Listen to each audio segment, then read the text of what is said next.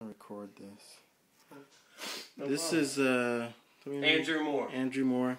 He's gonna introduce us to Radiant Sheet. Yes, it's called Silver Shield. Silver It was Shield. originally developed by NASA for the astronaut spacesuit. And what I'm going to do is show you the difference between having regular insulation in the house and having radiant barrier, which is a technical term, as well as blow-in insulation. On the left side is with the Silver Shield, and on the right side is just your regular blow-in insulation.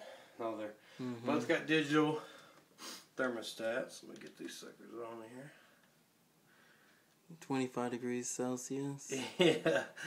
Well, a lot of it's going to pick up some of the heat from my car, because as the heat rised, or as the heat was rising, it was bouncing. So there'll be about a 2-degree difference usually on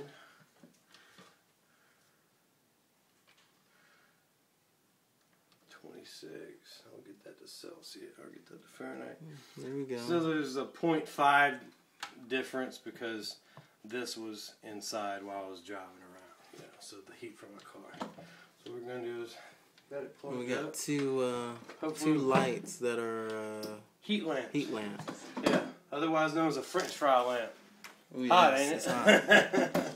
Well, it puts off 200 degrees, and while I'm outside measuring, we can let it heat up. But actually, the easiest thing. So the thermostats are underneath the insulation, or It's inside. actually inside the insulation. It's a pretty. I'm trying to get this to stay up. Oh, look at that! The right side's already heating up. Yeah, watch it heat up, and it's gonna cut. It cuts energy costs by up to 30%. We guarantee 25 with a radiant barrier. 25%. 25% of the electrical, or if you got heat, pretty much you're heating and cooling. Right. Because as the sun heats up the shingles, it heats up the decking board, and then it comes into the attic.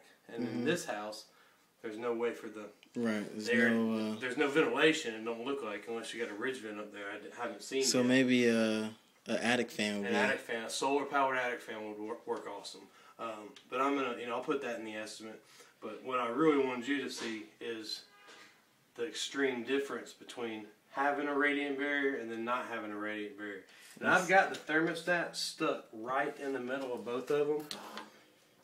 And if you can see on the side that doesn't have radiant barrier, we're up 90 degrees, and we're chilling at 78.9. Wow. 79. It'll go up a little bit because this blocks 97% of the radiant energy. So radiant versus convection. Convection is like if we put An oven. like convection oven, or if we put a pot on that stove right there and we put water in it. Okay. That's going to use convection and conduction to heat that water up. Okay. Traditional insulation doesn't. It only attacks convection and conduction. But the most heat loss and heat gain from a home is through radiant heat. And the radiant barrier, which is the technical term that NASA came up with, we bought the rights to Silver Shield from a company called BASF, which they got famous for making products better. And they kind of downgraded it it was really thick. It was like almost 2 inches thick. Right. And the cost would have been just like $7, $8 a square foot. Which is for a home. ridiculous. But this is one single sheet, or one thin sheet is equal to an additional 12 inches of fiberglass insulation. Okay. So if you look now, what's going to happen, I'll kind of foreshadow. 7. It'll say about it'll get up to about 160 here, and it'll be chilling at about 94 right there. All right, it's night and day. I'm gonna stop this.